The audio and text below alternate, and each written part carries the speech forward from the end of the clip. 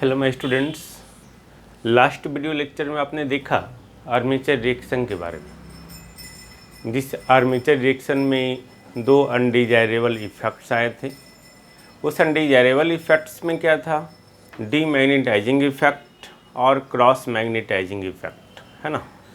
तो demagnetising effect क्या कर रहा था, डीमैग्नेटाइज यानी कि मैग्नेटाइज का जस्ट उल्टा, यानी कि मैग्नेटाइज को रिड्यूस करना।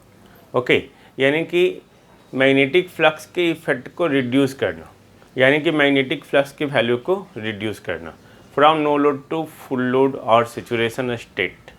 ओके, वही क्रॉस मैग्नेटाइजिंग क्या है भाई, क्रॉस, दिस वन क्रॉस, तो अगर इसको क्रॉस करें तो ये क्या होगा, पाथ डाइवर्ट हो जाएगा। Then there is the distortion in flux, तो वहाँ पे डिस्टॉर्शन होता है। तो there are two effects, two undesirable effects in the armature reaction of DC machine.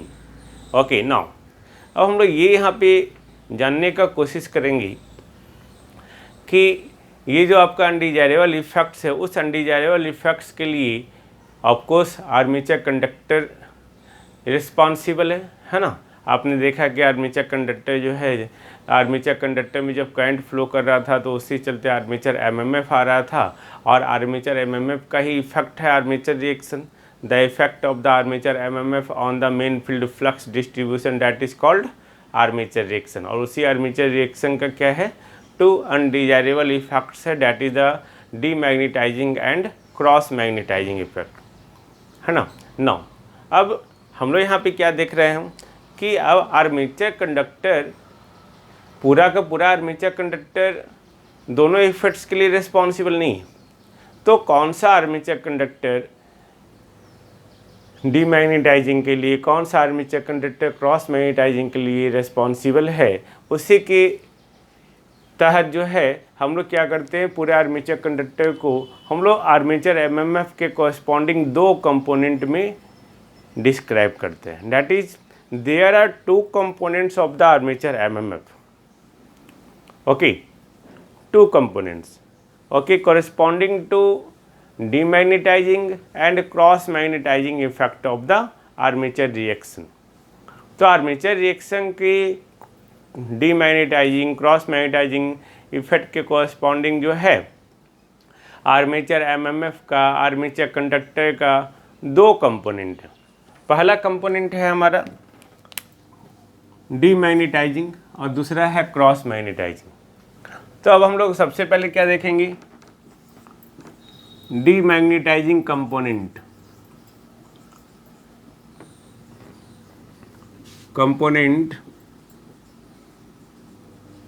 Of armature MMF, this armature MMF. Okay, now तो हम लोग डीमैग्नेटाइजिंग कंपोनेंट को कैसे डिस्क्राइब करेंगे। तो सबसे पहले ये जो हमारा आर्मेचर कंडक्टर है, ये आर्मेचर है हमारा, आपको याद होगा, है ना, जिसके कॉरस्पॉन्डिंग जो है अगर आर्मेचर रिएक्शन होता है तो थीटा एम से जो है डिस्प्लेस होता है कौन, M N A, this one G N A. Okay, तो इसका सिमेट्रिकल हम लोग देखते हैं, सिंपल, इधर थीटा एम तो इधर भी थीटा एम हमारा है, दिस वन। ओके, तो demagnetising component of the armature MMF, यानी कि it is defined as the component of armature MMF which acts in phase opposition to the main field flux, main field MMF. तो main field MMF के just opposite phase में, चूँकि demagnetise हो रहा है तो वो क्या हो रहा है, मेन फील्ड फ्लक्स को रिड्यूस कर रहा है ना। तो मेन फील्ड फ्लक्स को रिड्यूस कर रहा है, तो वैसा एमएमएफ जो मेन फील्ड एमएमएफ के जस्ट ऑपोजिट फेज में हो तभी तो वो रिड्यूस करेगा ना। ओके, जैसे ये हमारा जो है आपका एफ है। ओके, तो इसके जस्ट ऑपोजिट फेज में जो भी आपका एफ ए होगा आर्मेचर एमएमएफ, तो ये रिजल्टेंट होगा हमारा एफ आर। तो जो भी कंपोनेंट आर्मेचर एमएमएफ का जो component main field flux MMF या मेन फील्ड एमएमएफ के जस्ट ऑपोजिट फेज में हो, okay, that component is called demagnetising component of the armature MMF. And similarly अब उसके लिए कौन सा कंडक्टर रिस्पॉन्सिबल है, तो जो कंडक्टर आपका जो है डीमैग्नेटाइजिंग कंपोनेंट को के लिए जो है रिस्पॉन्सिबल, यानी कि the conductors which are responsible for the demagnetising effect that is called demagnetising conductor. और वो कंडक्टर जो है ये वो कंडक्टर है, दिस वन। ये जो आपका 2 थीटा एम इधर 2 थीटा एम इधर, ये सारा कंडक्टर जो होता है they are responsible for the demagnetising effect, hence this conductors are called demagnetising conductors. इसको हम लोग क्या कहते हैं, डीमैग्नेटाइजिंग कंडक्टर्स। क्यों? क्योंकि ये वो कंडक्टर है जो क्या कर रहा है भाई, डीमैग्नेटाइजिंग इफेक्ट के लिए रिस्पॉन्सिबल है ना। तो अगर ये कंडक्टर डीमैग्नेटाइजिंग इफेक्ट के लिए रिस्पॉन्सिबल है तो उसी कंडक्टर को हम लोग डीमैग्नेटाइजिंग कंडक्टर कहेंगे। तो बाकी जो कंडक्टर बच गया वो कंडक्टर क्या होगा, क्रॉस मैग्नेटाइजिंग, है ना। क्योंकि आर्मेचर रिएक्शन का दो इफेक्ट है, एक हमारा जो है डीमैग्नेटाइजिंग इफेक्ट और दूसरा जो है हमारा क्रॉस मैग्नेटाइजिंग इफेक्ट, है ना। तो मैंने क्या कहा, आर्मेचर एमएमएफ का ही इफेक्ट है आर्मेचर रिएक्शन। तो आर्मेचर एमएमएफ का वो कंपोनेंट जो डीमैग्नेटाइजिंग के लिए रिस्पॉन्सिबल है that is called demagnetising component. अब आर्मेचर एमएमएफ का वो कंपोनेंट जो क्रॉस मैग्नेटाइजिंग इफेक्ट के लिए रिस्पॉन्सिबल है ना, that is called cross magnetising component of MMF. तो क्रॉस मैग्नेटाइजिंग क्या था भाई, क्रॉस मैग्नेटाइजिंग हम लोग बोल सकते हैं it is defined as the components of armature MMF, component of armature MMF which act perpendicular to the main field flux, perpendicular to the main field flux, okay, या main field MMF, that is called cross magnetizing component of armature MMF। यानी कि इसके अलावा जो भी आपका conductor बच गया वो हमारा क्या होगा, वो हो जाएगा आपका क्रॉस मैग्नेटाइजिंग कंपोनेंट, यानी कि ये सारे कंडक्टर, है ना, ये सारे कंडक्टर, दिस वन। यानी कि अगर हम लोग बोले the conductors which are responsible for the cross magnetising effect that is called cross magnetising conductors, है ना। हम लोग यहाँ पे दोनों का कैलकुलेशन करेंगे, this is the demagnetising conductor, this is the cross magnetising conductor, okay. ये क्या है, ये यहाँ पे आपका जो है इधर आपका जो है नॉर्थ पोल था, नहीं,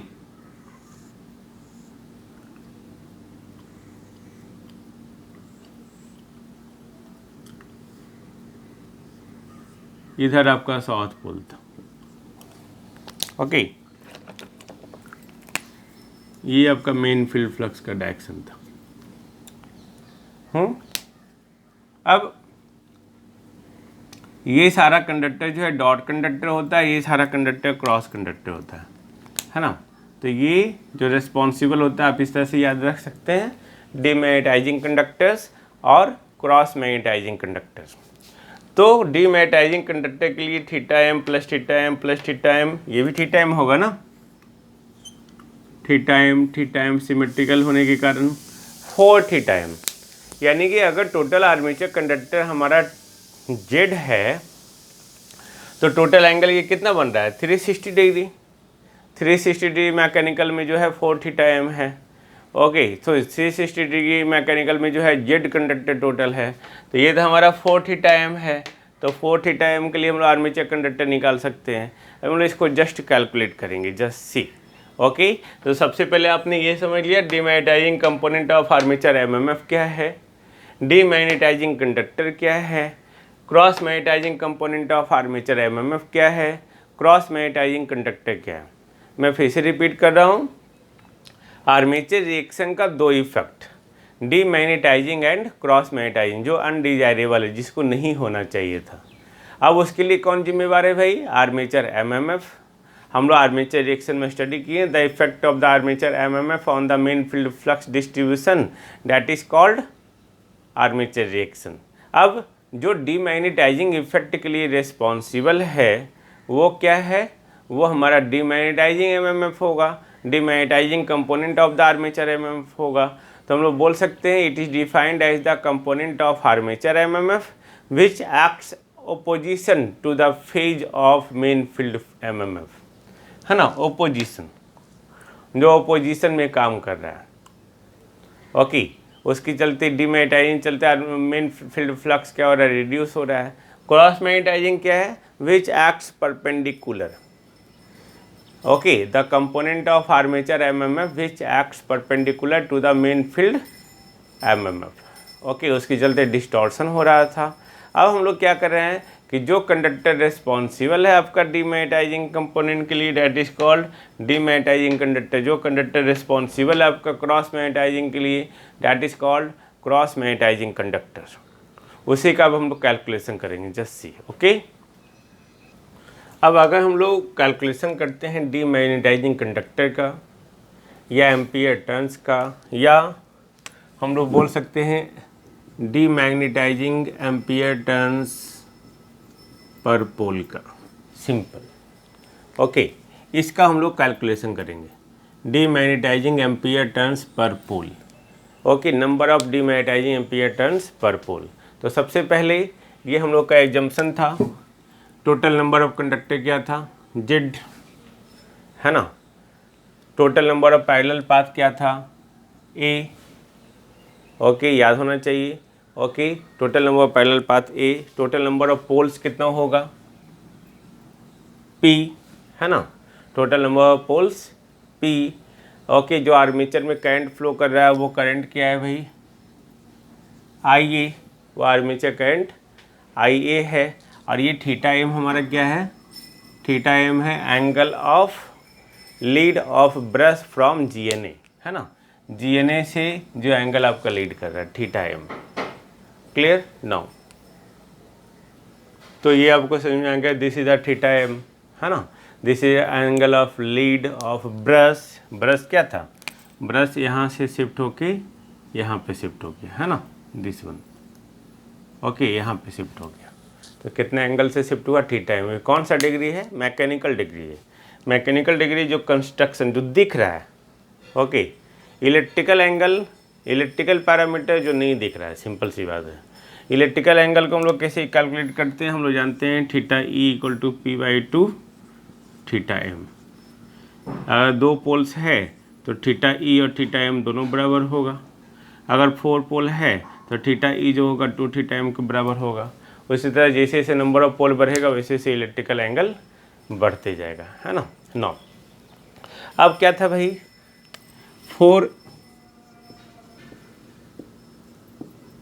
360 degree. Okay, total number of conductors कितना था, total number of conductors, armature conductor actually, equal to Z, नहीं तो 1 degree, total number of armature conductor कितना होगा, Z by 360 degree. 4, total angle कितना हो रहा है, theta m theta m theta m theta m, 4 theta m 4 theta m. Total number of armature conductor equal to Z by 360 degree into 4 theta M, है ना। तो ये हमारा हो गया क्या, total number of armature conductor for the demagnetising effect. तो demagnetising conductor निकल गया, है ना। अगर हम लोग अब यहाँ पे डीमैग्नेटाइजिंग टर्न निकालना चाहें तो आप लोग जानते हैं कि एक टर्न में 2 कंडक्टर होता है, एक टर्न में 2 कंडक्टर। तो अगर total number of demagnetising conductor ये टोटल डीमैग्नेटाइजिंग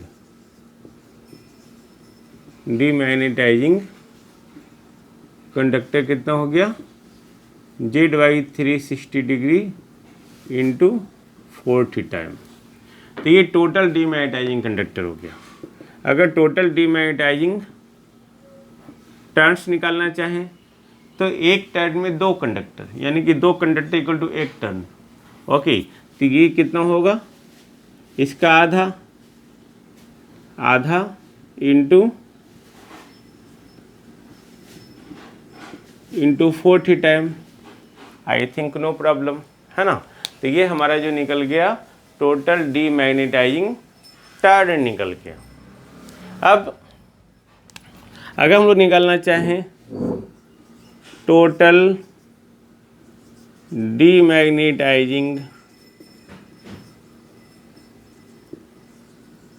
एम्पियर टर्न्स, जिसको हम लोग लिख सकते हैं ATD। ओके, तो इसमें एम्पियर से मल्टीप्लाई कर देंगे, है ना। तो एम्पियर से मल्टीप्लाई करेंगे तो ये एक टर्न है ना। ओके, एक टर्न जो 2 कंडक्टर के सीरीज में जोड़ता है। तो टोटल पैरेलल पाथ कितना है, A। करंट कितना फ्लो कर रहा है, IA। तो ये टोटल करंट हमारा IA है, ये सारा पैरेलल पाथ। ओके, जो A है, A के बराबर। तो एक में कितना करंट फ्लो करेगा, IA बाई ए नहीं। तो इसमें जो करंट फ्लो करेगा एक टर्न में वो IA बाई ए, यानी कि half into ZY 360 degree into 40 time. तो 4 2 कैंसिल हो गया, है ना। तब ये क्या बचा, 2 ZY 360 degree into 2 time into IA by A क्या हुआ, armature current flowing through each parallel path, है ना। इस पैरेलल पाथ में जो करंट फ्लो कर रहा है दैट इज IA बाई ए। अब ये जो हम लोग कैलकुलेशन किए हैं ये 2 पोल्स के लिए था। ये क्या था, 2 पोल्स के लिए, यानी कि ये जो हम लोग कैलकुलेशन किए 2 पोल्स हम लोग कैलकुलेशन किए। तो पर पोल्स के लिए क्या करना होगा भाई, 2 से डिवाइड कर देना होगा। यानी कि अगर हम लोग डीमैग्नेटाइजिंग एम्पियर टर्न पर पोल निकालना चाहें, ये 2 पोल के लिए था ना, ये तो 2 पोल के लिए हम लोग कैलकुलेशन किए हुए हैं। ओके, तो पर पोल यानी कि हाफ से डिवाइड करना होगा, मल्टीप्लाई करना होगा। ZY 360 degree into 2 time into IA by A. 2 cancel हो गया, तो बचा क्या भाई, आपको बच गया आपका ZIA by A into θm by 360 degree. Simple, I think no problem, है ना। This is the ampere turn per pole, है ना। Ampere turn per pole. Okay, 360 degree θm by 360 degree. Okay, now अब हम लोग यहाँ पे ये निकल गया आपका डीमैग्नेटाइजिंग एम्पियर टर्न पर पोल। अब अगर हम लोग जो है यहाँ पे निकालना चाहें टोटल एम्पियर टर्न पर पोल, टोटल यानी कि सिंपल एम्पियर टर्न पर पोल अगर हम लोग निकाल ले, ओके, तो रिमेनिंग जो बचेगा वो हमारा क्या होगा, cross magnetising ampere turn per pole. तो ampere turn per pole, ampere मतलब IA by A current, turn मतलब ZY2, पर पोल मतलब 1/p। Simple, I think no problem, है ना। यानी कि हम लोग लिख सकते हैं ZIA by 2AP। This is the total ampere turn per pole, है ना। नाउ अब अगर हम लोग क्रॉस मैग्नेटाइजिंग निकालना चाहें, यानी कि ATC पर पोल, तो मैंने क्या कहा, टोटल एम्पियर टर्न पर पोल में अगर माइनस कर दे डीमैग्नेटाइजिंग एम्पियर टर्न पर पोल तब निकल जाएगा। इस पे बेस्ड न्यूमेरिकल है ना, तो बेस्ड न्यूमेरिकल है तो आप इसको अच्छे से देखो, और ये कंस्ट्रक्शन है, इस पे बेस्ड न्यूमेरिकल आप बना सकते हैं, याद रखने का कोई ज़रूरत है नहीं। ओके, सब आपको याद हो जाएगा ना। एम्पियर टर्न पर पोल तो आपको याद ही होगा, एम्पियर IA/A, टर्न Z/2, पर पोल यानी कि P से डिवाइड कर दिए, ZIA/2P, तो ZIA/2AP minus demagnetising ZIA/A into θm/360 degree. Clear? तो अब इसमें कॉमन ले लो आप, है ना, कॉमन ZIA/A अगर कॉमन लेते हैं तो 1/2P minus θm/360 degree.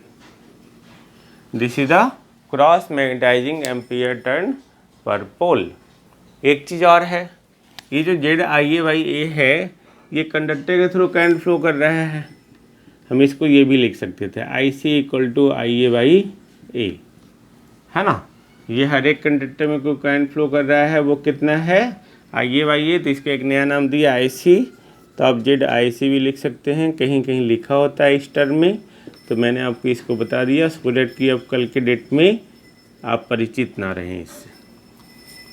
This one okay, तो आप यहाँ पे देख सकते हो, कोई दिक्कत नहीं है ना। I think no problem. Okay, ampere turn per pole, demagnetising ampere turn per pole, ampere turn per pole, cross magnetising ampere turn पोल, ये इस पे आपका फार्मूला निकल गया। इस पे बेस्ड प्रॉब्लम जो आता है सिंपल, आपको जेड दिया रहेगा, करंट दिया रहेगा, पोल दिया रहेगा, रेडियस आपका एंगल दिया रहेगा, आपको पूछ देगा डीमैग्नेटाइजिंग एम्पियर टर्न पोल निकालने के लिए या cross magnetising ampere turn per पोल निकालने के लिए, तो आप निकाल सकते हैं। I think there should be any problem, है ना। तो हम लोग फिर मिलते हैं नेक्स्ट वीडियो में इंटरपोल कंपनसेटिंग वाइंडिंग के साथ।